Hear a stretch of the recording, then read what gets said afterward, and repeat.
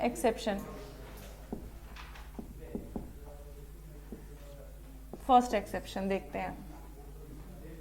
अगर ये हम देखते हैं किसका एक्सेप्शन, सेक्शन 25 का, मतलब कंसिडरेशन का। सेक्शन 25 क्या कहता है? Agreement made without consideration is void. मतलब हर एक अग्रीमेंट में कंसिडरेशन होना चाहिए, और अगर कंसिडरेशन नहीं है तो वो अग्रीमेंट वॉइड है, ये कहता है सेक्शन 25। लेकिन इसके एक्सेप्शन क्या कहेंगे कि कुछ जगह पे अगर कंसिडरेशन नहीं भी है तो वो वैलिड है, वैलिडली कॉन्ट्रैक्ट क्रिएट हो जाएगा। अगर कोई इंसान अपने प्यारवश किसी को कुछ देता है, गिफ्ट नहीं है, प्यारवश किसी को कुछ देता है out of natural love and affection, तो वहाँ पे कंसिडरेशन भले ही ना हो, ठीक है, अगली पार्टी ने कोई कंसिडरेशन नहीं दिया, फिर भी ये अग्रीमेंट वैलिड है, ठीक है। तो फर्स्ट एक्सेप्शन है out of natural love and affection.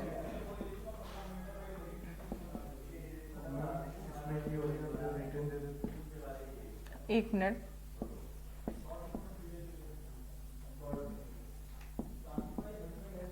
Natural love and affection, ठीक है। क्या पूछ रहे थे? रिटर्न दे दे मतलब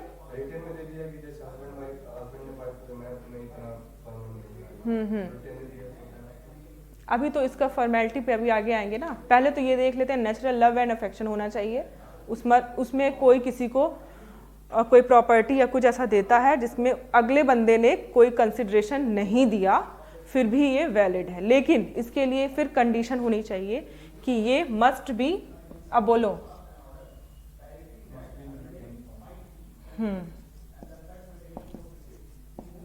इसमें कंडीशन होती है कि ये जो डीड होगी, जिसने उसको प्रॉपर्टी दिया, वो जो डॉक्यूमेंट होंगे उसको रिटर्न में हो, और एंड, हाँ पढ़ा तो है, पढ़ा है, कहाँ पढ़ा है?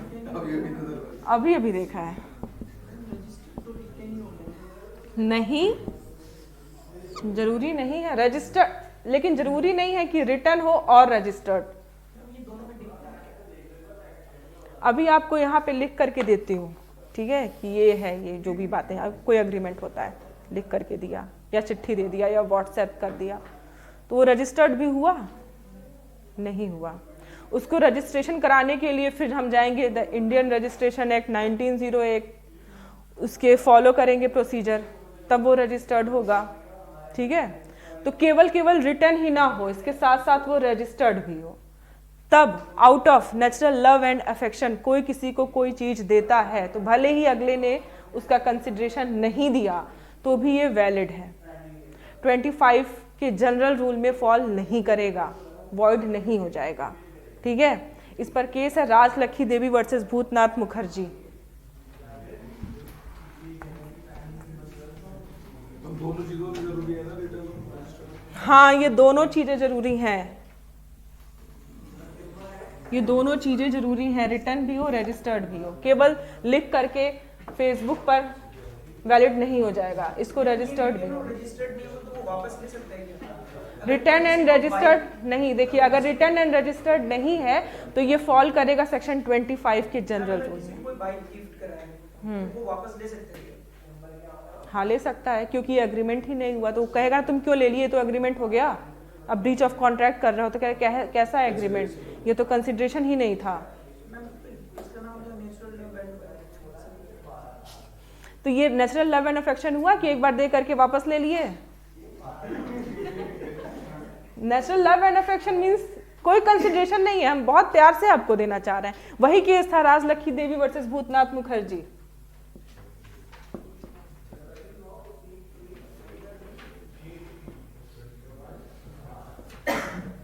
उस टाइम, ये बहुत पुराने केसेस है ना, तो उस टाइम जो अंग्रेज होते थे वो हमारे इंडियन नाम सही से बोल नहीं पाते थे, तो राजलक्ष्मी देवी, BEE ऐसे, लक्ष्मी कुछ भी स्पेलिंग थोड़ा ये गलत लिखते थे, तो उसके लिए माफ करना। तो आप कहोगे कि मैम की स्पेलिंग कितनी मिस्टेक होती है। और ये एग्जैक्टली हो सकता है हमें भी याद ना हो ये क्या है, लक्खी को क्या लिखते हैं, KHI लिखते हैं या KI लिखते हैं, पता नहीं, क्योंकि हाँ उनकी स्पेलिंग गलत है तो वो गलत स्पेलिंग नहीं ना याद करेंगे हम लोग। लक्खी है, KH है शायद, ठीक है।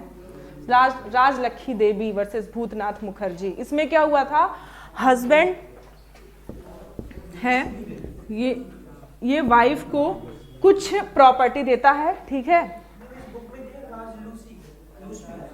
लूसी नहीं है, लक्खी है, बुक हटाओ, लक्खी है, ठीक है।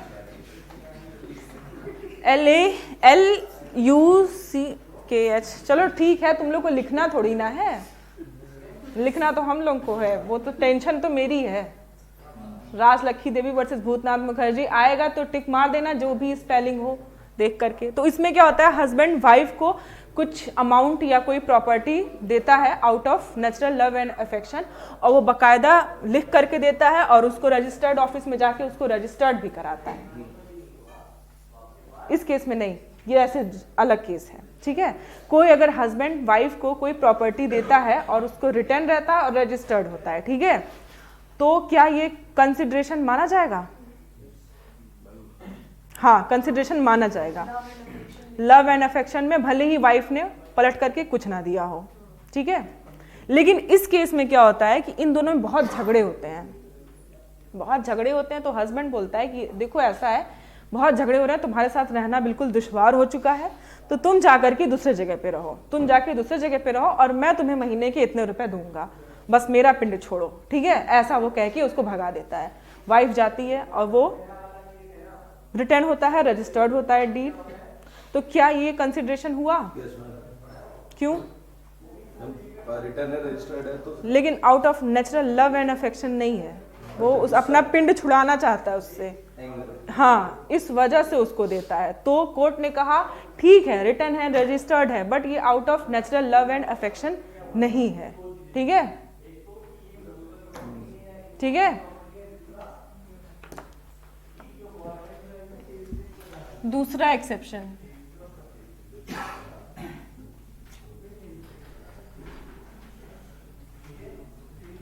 दूसरा एक्सेप्शन जो है वो है पास्ट कंसिडरेशन में भी आएगा, पास्ट वॉलंटरी सर्विसेज।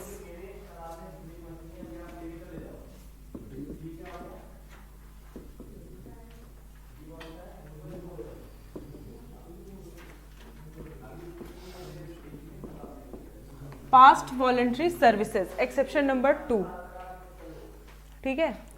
इसमें वही है कि किसी ने किसी के बच्चे को पढ़ाया, ठीक है, किसी के बच्चे को पढ़ाया और 2 महीने 3 महीने तक पढ़ाया और उसको कोई कंसिडरेशन नहीं मिला क्योंकि वो वॉलंटरी पढ़ा रहा था और वो पढ़ा करके चला गया, उसकी पढ़ाई ख़त्म हो गई। बाद में उस स्टूडेंट का फादर आता है, बोलता है कि मैं अब आपको इतने रुपए दूंगा आपकी वॉलंटरी सर्विसेज के लिए, ठीक है। तो यहाँ पे ये कंसिडरेशन वैलिड होता है, मतलब ये कंसिडरेशन माना जाता है, ठीक है। आपका इस पे कुछ क्वेश्चन था ना लास्ट टाइम? हाँ बताइए, ले आइए। जो पीछे दिया हुआ है 11वां या 12वां क्वेश्चन ना,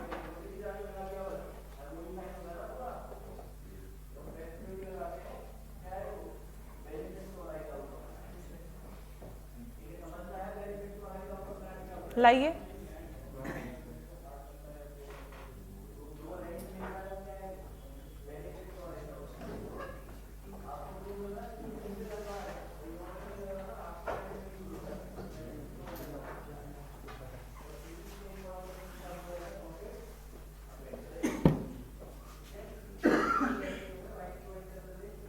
ये कौन सी बुक का है? Universal.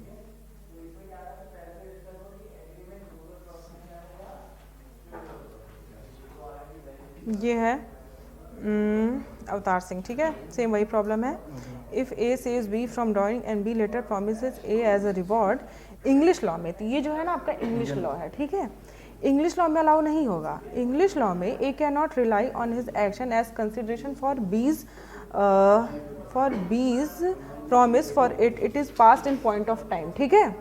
But in India the promise would be enforceable by virtue of section 25(2). ये इंडिया में इन्फोर्सिबल है, ओके। तो ये दोनों हो गया, नहीं क्लियर होना चाहिए दिमाग में कुछ कुछ। जैसे B rescue is not entitled to the payment since he acted on his own. तो इंडिया में ना ये जो पास वॉलंटरी सर्विसेज होती हैं और एक पास सर्विस एट रिक्वेस्ट होती है, ठीक है। तो जो पास सर्विस एट रिक्वेस्ट होती है यही केवल इंग्लिश लॉ में मान्य होती है, ठीक है, और वॉलंटरी सर्विसेज नहीं होती है। लेकिन इंडिया में 25(2) आप अगर पढ़ेंगे एक्सेप्शन 25(2), तो उसमें पास्ट वॉलंटरी सर्विसेज में अगर किसी ने किया है तो वो मान्य है, उसको पैसे देंगे, उसे रिवॉर्ड मिलेगा। यहाँ पे क्यों नहीं मिल रहा? ये कुछ क्वेश्चंस गलत होते हैं, ऐसा नहीं है, ठीक है, इसमें भी दिया हुआ है, बट हम देखते हैं, हम रिलाई करेंगे 25(2), ठीक है।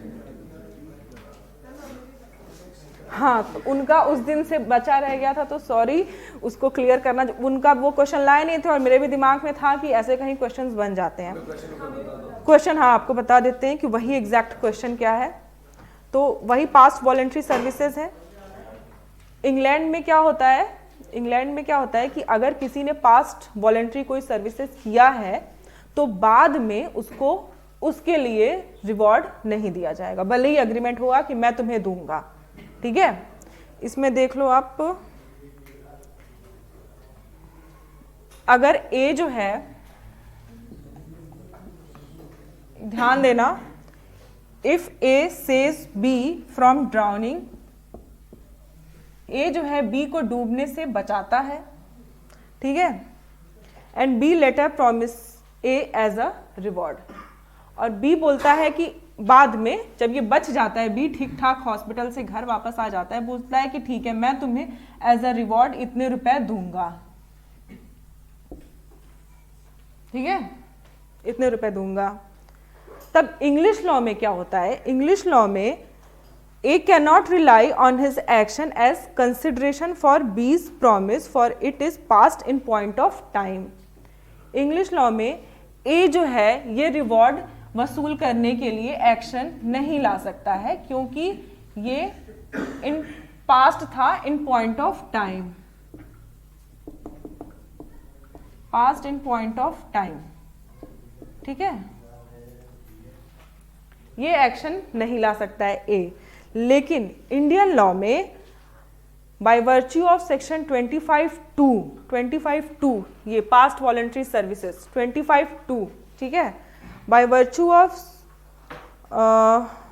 Section 25(2) it would be enforceable. A जो है एक्शन ला सकता है इस रिवॉर्ड के लिए, ठीक है, ए एक्शन ला सकता है इस रिवॉर्ड के लिए क्योंकि इंडिया में पास्ट वॉलंटरी सर्विसेज के लिए एक्शन लाया जा सकता है 25(2) में, और इंग्लैंड में जो वॉलंटरी सर्विसेज होती हैं पास्ट की उसके लिए एक्शन नहीं लाया जा सकता है, ठीक है। ये ना हो तो आप 2 लाइन लिख भी लो। कंसीडरेशन पास्ट होनी चाहिए या फिर तो सर्विस भी तो कंसिडरेशन है, जरूरी नहीं है कि वो पैसे ही हो, सर्विसेज भी होती हैं, आप लिख लो।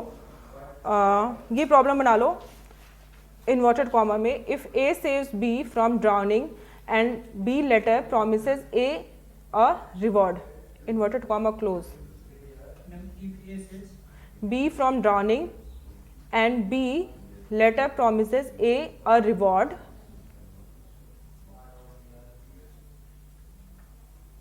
क्या हुआ, then in English law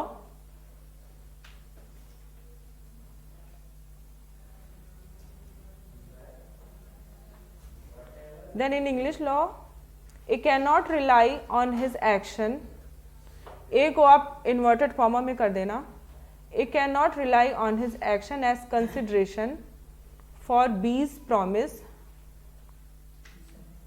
A cannot rely on his action as consideration for B's promise for it is past in point of time. A cannot rely on his action as consideration for B's promise for it is past in point of time. इस line को आप थोड़ा highlight कर लो, ये हो गया English law.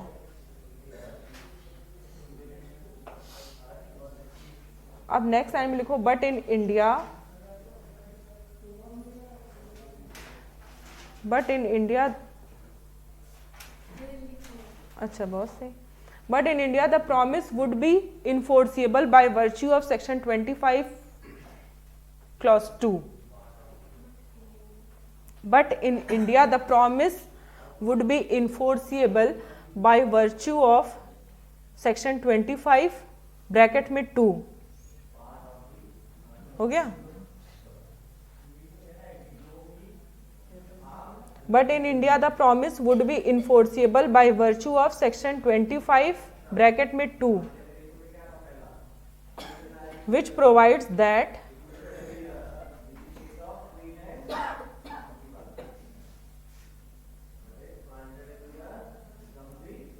a promise to compensate wholly or in part, which provides that a promise to compensate wholly or in part a person who has already voluntarily done something for the promiser,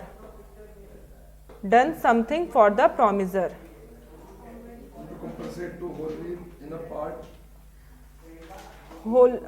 wholly or in part a person who has already voluntarily done something for the promiser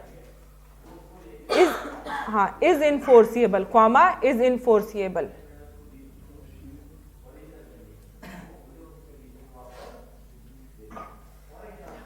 अब इसी 25(2) में ही 2 illustration दिए हुए हैं, ठीक है, उन्हें भी देख लेते हैं. हो गया.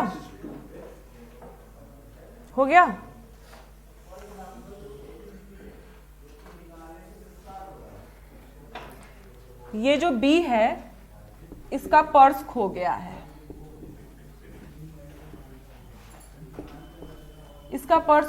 ठीक है. A जो है इसे ढूंढ के लाता है और इस पर्स को इसे लौटा देता है. B का पर्स खो गया है, A पर्स को ढूंढ के लाता है, B को लौटा देता है, ठीक है. तो B प्रॉमिस करता है A को 50 रुपए देने के लिए. उस टाइम 50 रुपए ज़्यादा होते थे. B को 50 रुपए देने के लिए, तो इसके लिए A इन्फोर्स करा सकता है, सूट ला सकता है. ये वैलिड अग्रीमेंट बन गया, ठीक है, भले ही कोई कंसिडरेशन ना हो. और फिर नेक्स्ट ऐसा ही आपको बता दिया था पहले ही. A support B's infant son. B promised to pay A's expenses. In so doing, this is a contract. ठीक है, समझ में आ रही? रजिस्टर्ड होने की जरूरत नहीं है. नहीं, पास वॉलंटरी सर्विसेज में कोई रिटर्न, रजिस्ट्रेशन, साइन, इन सब की जरूरत नहीं है किसी में भी. A supports B's infant son. A जो है वो B के बच्चे को, माइनर बच्चे को सपोर्ट करता है फाइनेंशियली, ठीक है. B promises to pay A's expenses. In so doing, this is a contract, ठीक है. ये दोनों इलिस्ट्रेशन 25(2) में दी हुई है, तो ये दोनों इलिस्ट्रेशन आ सकती भी हैं एग्जाम में, क्योंकि ये साफ साफ बेयर एक्ट में दी हुई है. जब ना हो तो फिर लिख लो, अगर बेयर एक्ट ना हो तो है, मिल जाएगा, या लिख लो, 1 मिनट लगेगा. ग्रुप में भेज, तो कौन सा ग्रुप, पहले ऐड तो करो मुझे.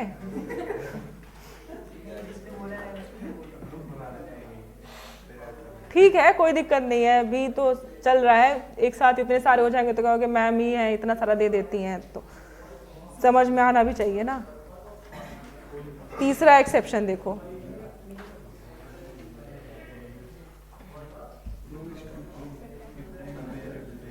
ये परमानेंट मार्कर था क्या?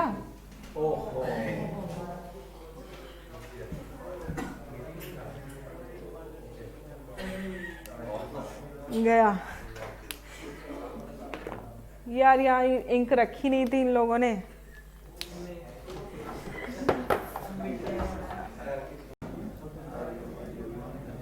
टाइम बार डेट,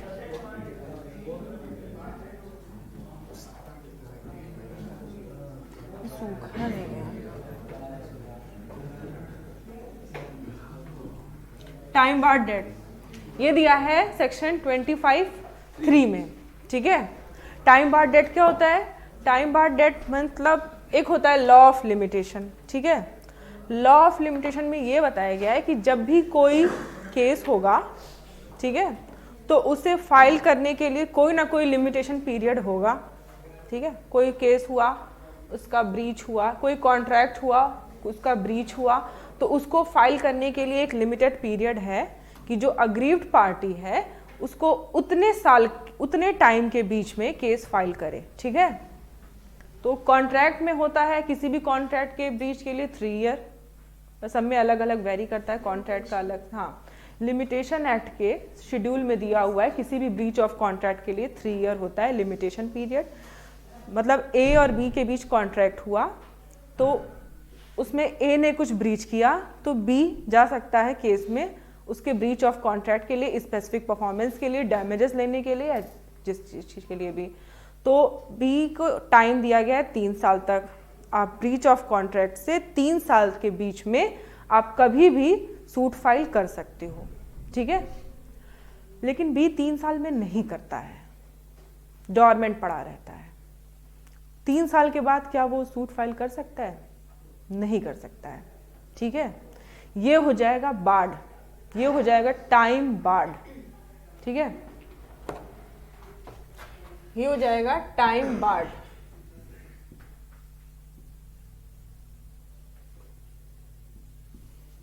ये ए है, हाँ ये बी है। बी को 5,000 रुपए देने थे ए को, ठीक है। अब ए लिमिटेशन पीरियड है कितना? 3 साल का। यहाँ पे ब्रीच ऑफ कॉन्ट्रैक्ट हुआ, यहाँ से लेके यहाँ तक का पीरियड ये है 3 ईयर। इसके बीच में कभी भी ए चाहता था सूट फाइल कर सकता था अगर चाहता तो, लेकिन वो अपने घर पे बैठा रहा, वो सूट फाइल नहीं किया। 3 साल बीत चुके हैं। ये जो डेट है 5,000 रुपए, ये डेट है। अब ये हो गया टाइम बार्ड। अब इसकी रिकवरी के लिए ए जो है कोर्ट में नहीं जा सकता, सूट फाइल नहीं कर सकता, ठीक है। फिर क्या होता है, जब इसकी रिकवरी के लिए सूट फाइल नहीं करता, लेकिन 25(3) में अब आते हैं। 25(3) में अगर बी जिसको देने थे 5,000 रुपए, बी ये ए को लिख करके दे कि ठीक है मैं देने को तैयार हूं पैसे, तुमने सूट फाइल नहीं किया कोई बात नहीं, मैं अब पैसे देने को तैयार हूं, इतना ये लिख करके करे, ठीक है, दे 5,000 रुपए या 2,500 रुपए या 1,000 रुपए, कुछ भी, ठीक है। क्योंकि अब तो वो वसूल कर ही नहीं सकता, ए कोर्ट जा ही नहीं सकता, तो ए बी कहता है ठीक है मैं 2,500 रुपए तुमको देने के लिए तैयार हूं, मेरे पास इतने पैसे आ गए हैं, मैं 2,500 रुपए तुम्हें देने के लिए तैयार हूं, ठीक है। ये अगर बी लिख करके दे, रिटर्न रहे ये बात, एंड साइन कर दे अपना,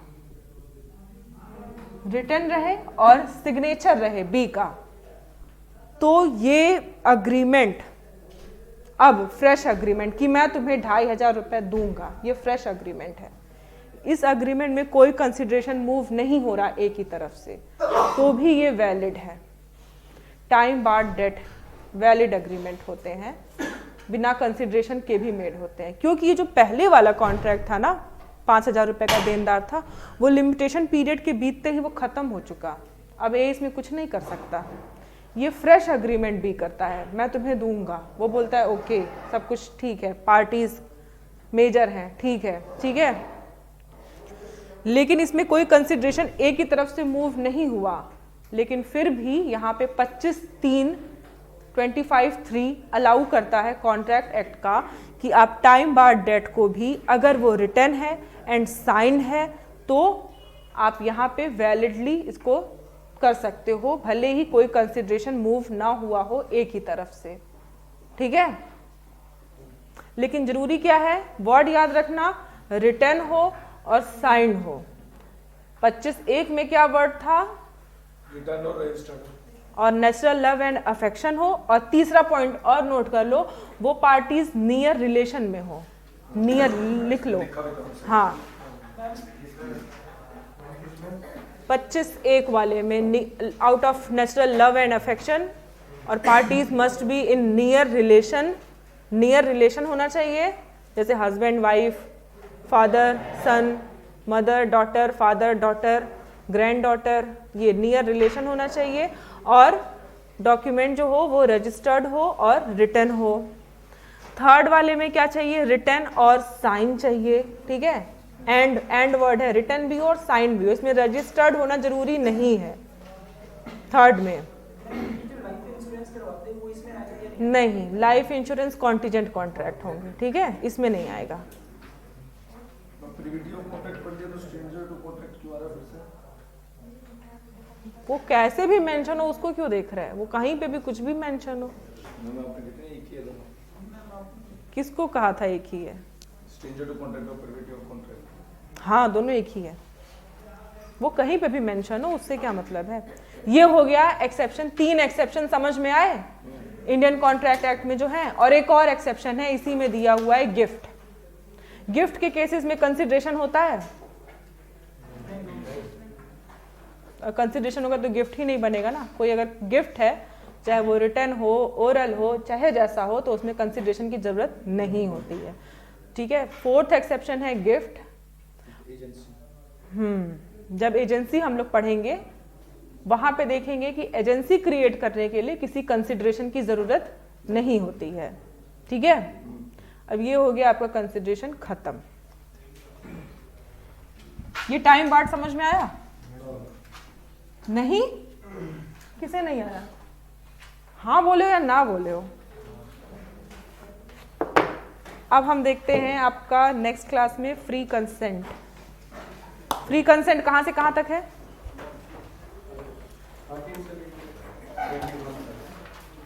अच्छा, 13 से 22। हाँ सही है।